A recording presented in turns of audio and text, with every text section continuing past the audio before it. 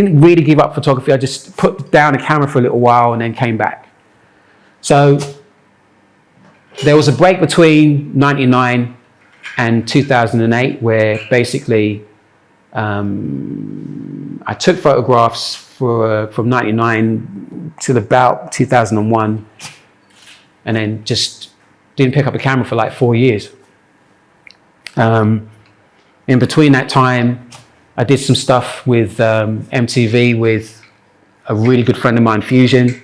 Did some media stuff, did some work with the BBC around some of their programming. And then, yeah, I just ducked out of media altogether. Like, I just got very disillusioned. It wasn't something that I really wanted to be part of because it wasn't inclusive enough. They weren't ready to listen to people's ideas. So yeah, I just ducked out. And yeah, literally didn't pick up a camera for like 4 years. And then through a chance encounter on the very new at the time Facebook, I got talking to a young lady who turns out that I knew previously, had no recollection of. And she got me talking about photography again. So I quit my job.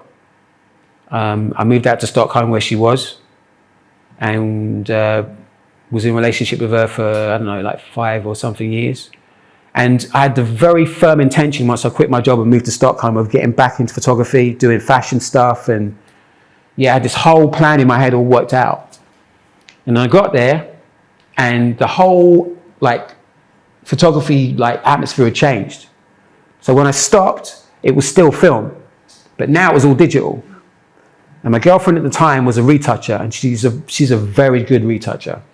And she started teaching me, you know, things and as a way of trying to get me back into photography because I just wasn't motivated. So while she's there trying to teach me and I go back to London, I get some of my negatives, I get them scanned, which I had no idea you could do back then either. And she started teaching me. And it reconnected me with my work because I hadn't looked at anything. Well, that was the other thing. I realized that when I'm shooting, I'm processing, I'm printing, I'm giving it to the editor, and I'm moving on. It's not even really like I'm really engaging with the work. So when I went back and I looked at my stuff, some, you know, in some cases 20, 25 years later, I'm like, oh snap. I didn't even realize I'd even taken that. There's stuff I went back to, I couldn't even remember taking. That's how random my recollection of certain things were. And that's how, so to a certain degree, how weirdly disengaged I was. But it was freeing in a way because it meant that I had enough distance that I could look at it dispassionately and feel like, oh, okay, I'm rediscovering the stuff that I'd taken. So that was a really kind of, in a way, it was a really liberating thing. And then it was about trying to get back into the process, but understanding why I wasn't engaged in it.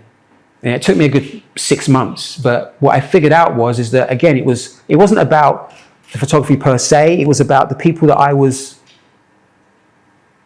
around. It was about my peers. It was about people who loved music. It was about hip hop. It was about the people involved in it. So it was the community that I was really enthused by. Taking photographs was almost like a byproduct of that. I just happened to be pretty good at it. And once I understood that, I was like, oh, okay. Of course I'm not into doing this now because I don't have that. I don't have that community. I don't have that base of people and, you know, and fellow representation. Okay, well, I'll just figure it out. So my girlfriend at the time was a bit of a nomad. She liked traveling around. So, you know, we'd go to different places. And she had this tiny, like, Sure Shot digital camera.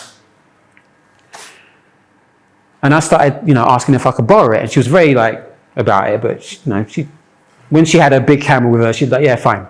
So I'd go off and I'd shoot things.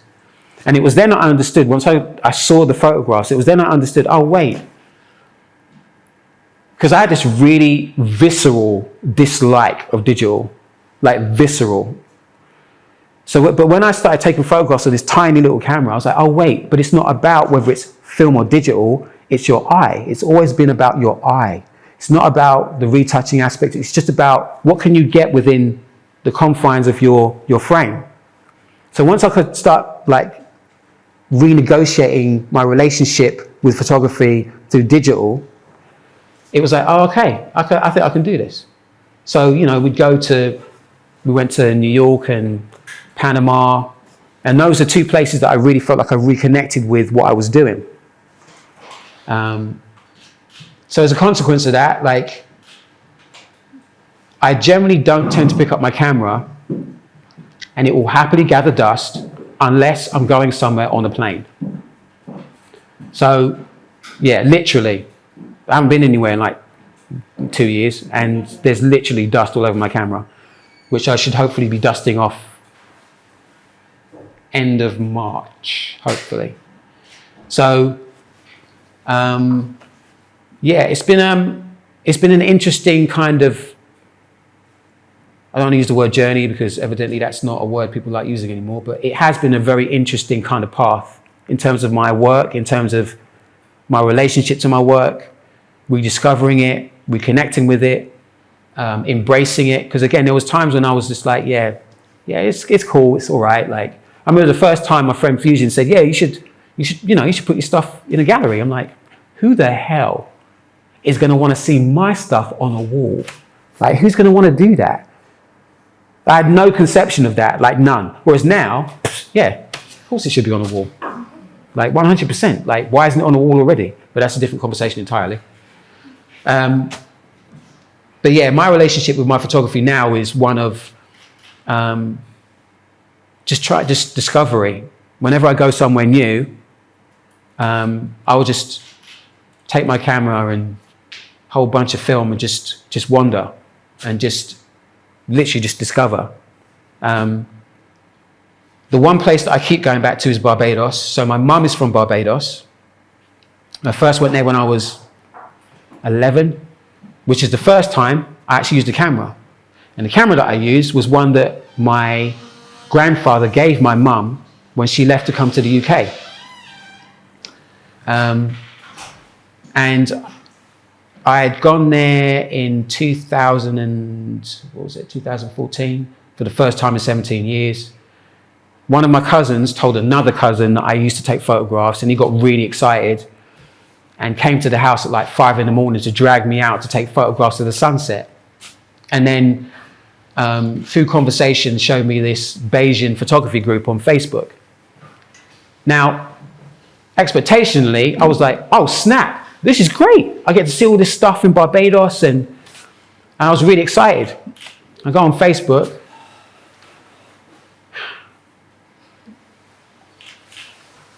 Palm trees, sunsets, sunrises, more palm trees, beaches. Sunsets, more palm trees. I was like, are you crazy? Like, is this literally the only thing people want to take photographs of? So I got really upset. I got, right, okay, I'm going to go and take photographs of stuff. And literally, like, outside of my uncle's place, there's this half-made building. I don't think I've got it on there, actually. No, I don't have it on there. But you can see a couple of representation of buildings, like, within the slides at the end. So it's got this really weird thing where they just kind of make this house, this really kind of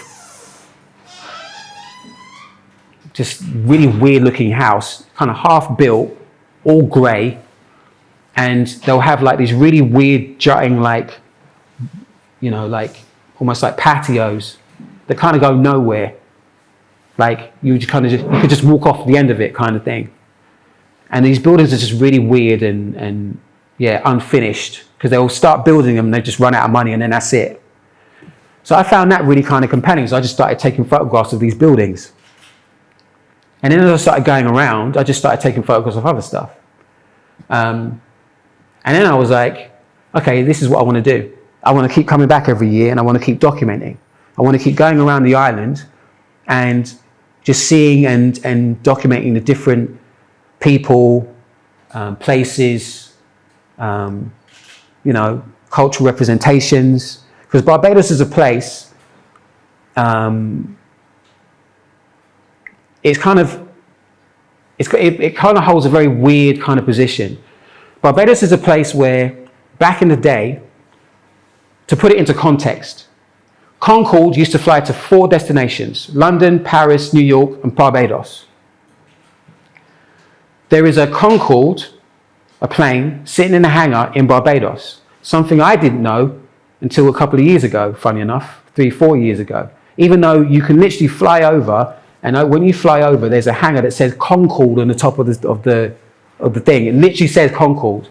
But I thought they were just playing at having a Concorde. No, they've actually got a Concorde. So that's the kind of place it was. You've got a lot of millionaires, and so it's a very kind of weird kind of space that you're living in. On the one hand, you've got, these very kind of rich areas in terms of like hotels, resident accommodations, and you've got these other very rural areas. And it's again, people have a very weird relationship with the island. Like there was one guy there was a place I was staying in. There was one guy who told me that he's lived there all his life. You can literally drive from one end of the island to the other in probably less than 2 hours.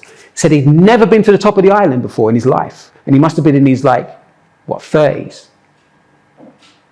So it's a strange kind of environment when you're there and you're talking to people and the relationship they have with it, and the fact that the places can be very different. Regardless of the fact it's a very small island, places can be very different. So for me, it's about documenting that, the fact that there's Muslims out there, you've got a gay community out there that's just kind of over the last 4 or 5 years is just trying to get their voices heard. And so it's about just trying to give a representation of what the place actually is, aside from the kind of the postcard aspect of it. That's the main thing. Should we go to questions? Yeah, I guess we should, shouldn't we? Some questions? Yeah. Has anyone got any questions at the moment? Is shooting black and white as just purely stylistic choice to convey emotion? Also, is that most deaf? It is most deaf. Cool. What year was that as well? That would be probably 94. I always say 95, 96. Everything's 94, 95, 96. So around that time. Yeah, sorry, go back to my actual question. Was black and white, shooting musicians with black and white a stylistic choice or was it to convey emotion? Right, so was shooting black and white a stylistic choice? Yeah. No, it was more to do with the fact that the magazines that I was working for didn't print colour. It was mainly black and white they would print. The only places that would do colour were the larger publications. It did mean that you had to kind of have a little bit more of a style-based relationship with what you were shooting, because you couldn't rely on colour to kind of distract, which I personally liked. I liked that. I liked the, just trying to get the atmosphere via the notion of, the darks and the greys in between, and because of the way that they use light on stages, I mean, not so much now, but how they used to use light on stages in terms of like spotlights and everything else, it used to be quite stark in some ways, depending on where you're shooting and how you were shooting. But so it wasn't a specific choice. I preferred shooting in black and white, but it was more to do with, I'm sure if, magazines had said, I need you to shoot in colour, I would have shot in colour. But for the most part, the places that I was working for, it was mainly black and white. Thank you. Has anyone else got any questions? Just when you were approaching those kind of big characters, like in the 90s, people like Nas or Biggie or even Outkast, would you kind of go in with your own way of working, or would you kind of tailor fit your approach to them, if that makes sense? I know you didn't have very long with them, but would you approach them all the same way, or kind of depending on who they were? Well, I think when I first kind of started, I approached them as kind of a fan, really. But that stopped pretty quickly when Diddy was a bit of a dick. But it was a valuable lesson, to be fair. It taught me that not everybody's going to be how you believe they're going to be. You need to make sure that your focus is on your work. And people have good days and bad days. And sometimes maybe you just got somebody on a bad day. I got big on a great day that day. That was the same day actually that Puffy was being a dick. But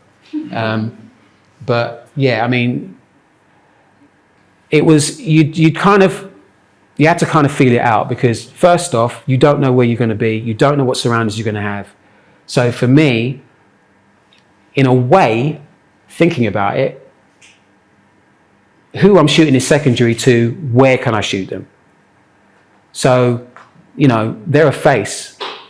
So, you know, people are going to know who they are. So, okay, where can I shoot them? Where can I get somewhere that's going to be interesting, engaging, clean? Because I prefer like my stuff clean. I don't like a lot of things in my shots.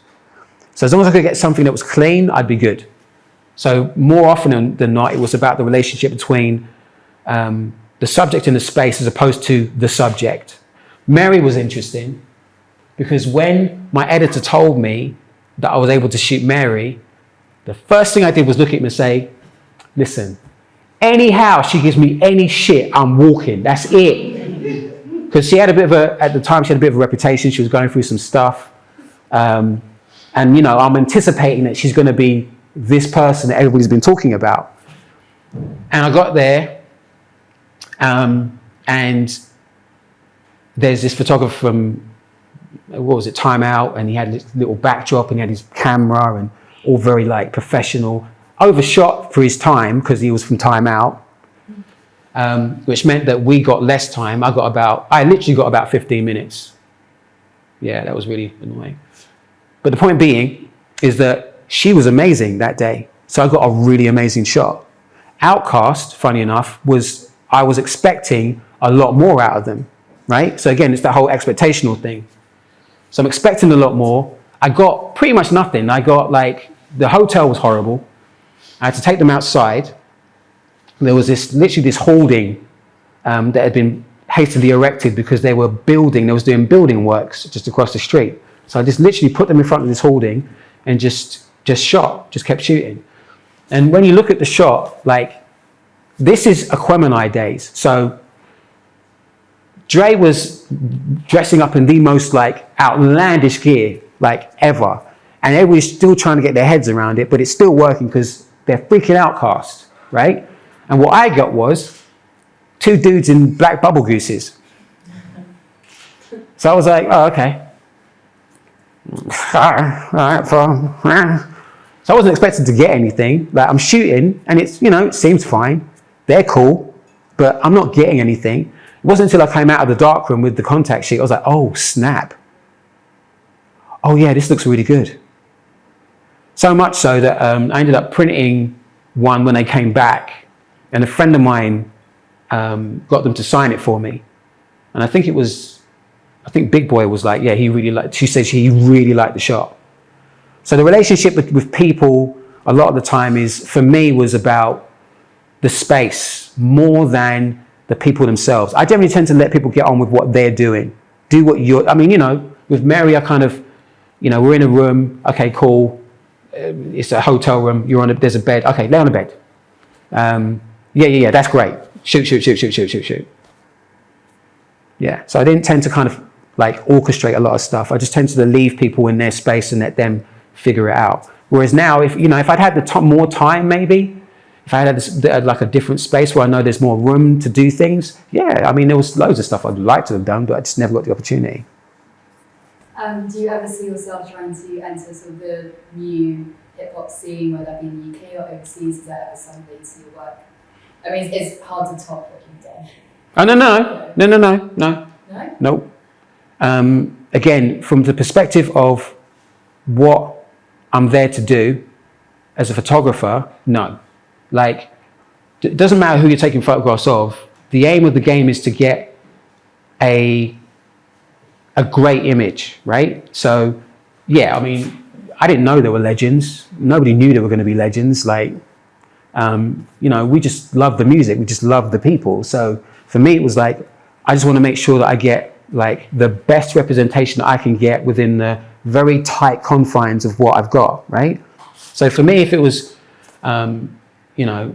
if I was to get back into it today, it would be the same process. It's just, you'd hope maybe you'd get a little bit more time.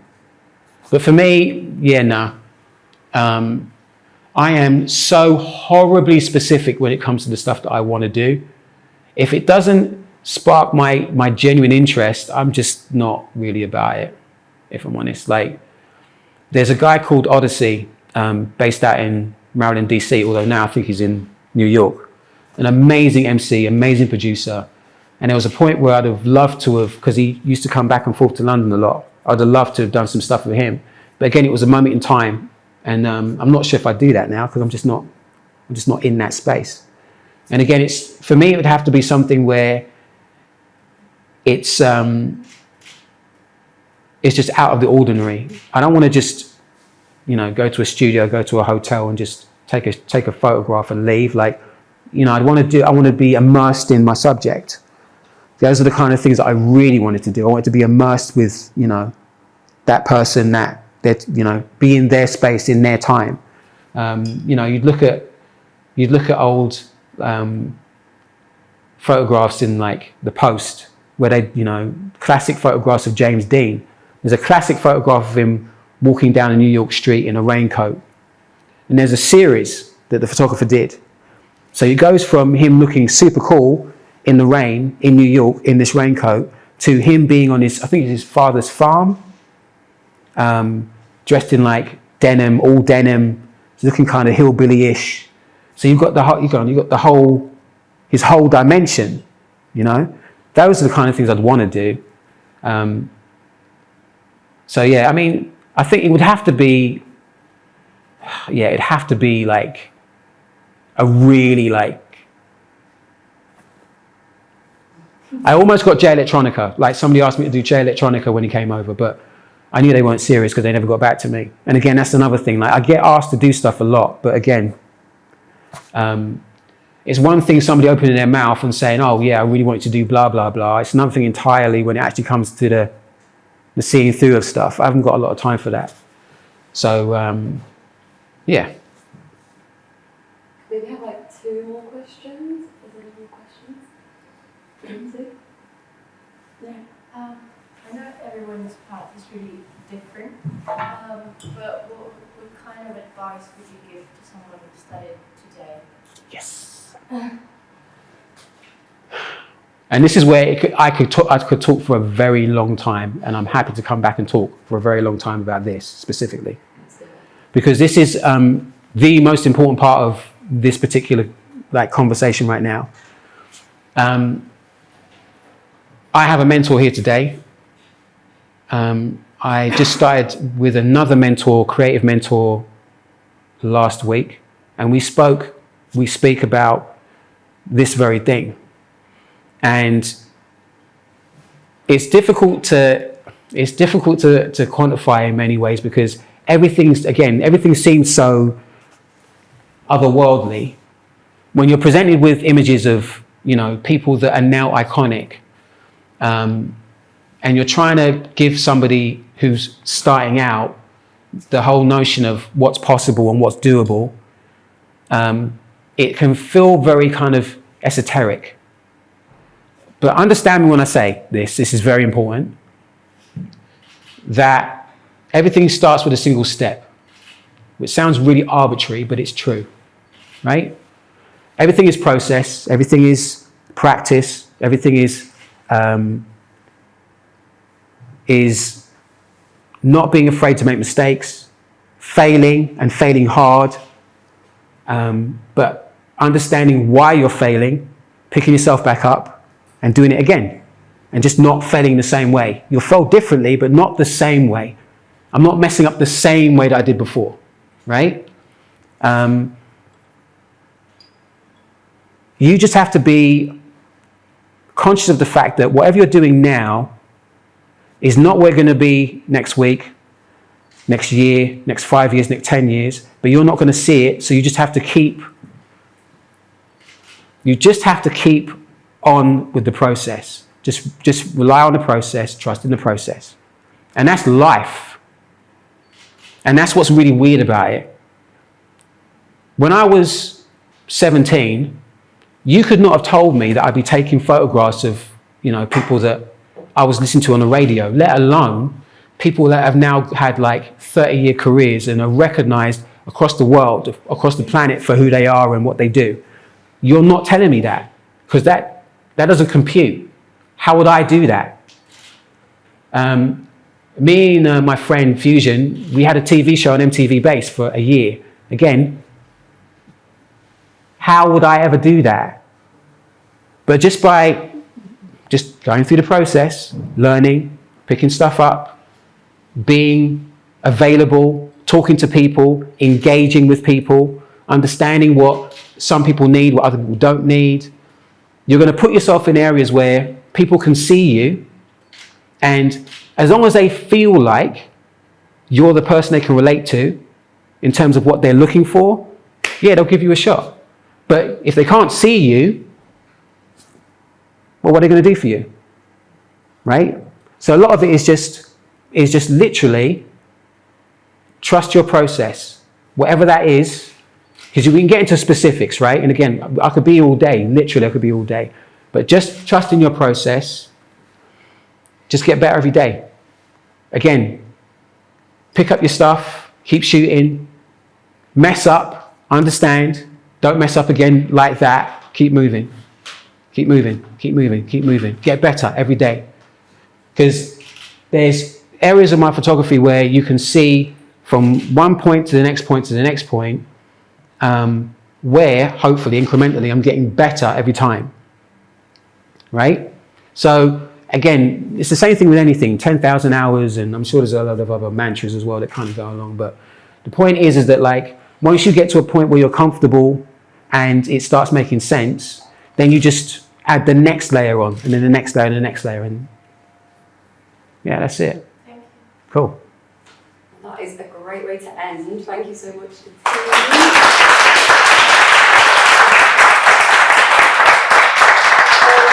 Can I just say, if anybody does have any more questions that they didn't want to ask in person, I'm on Instagram. You can always hit me up on that.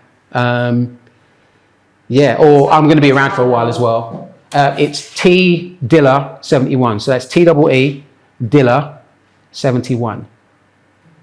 Thank you.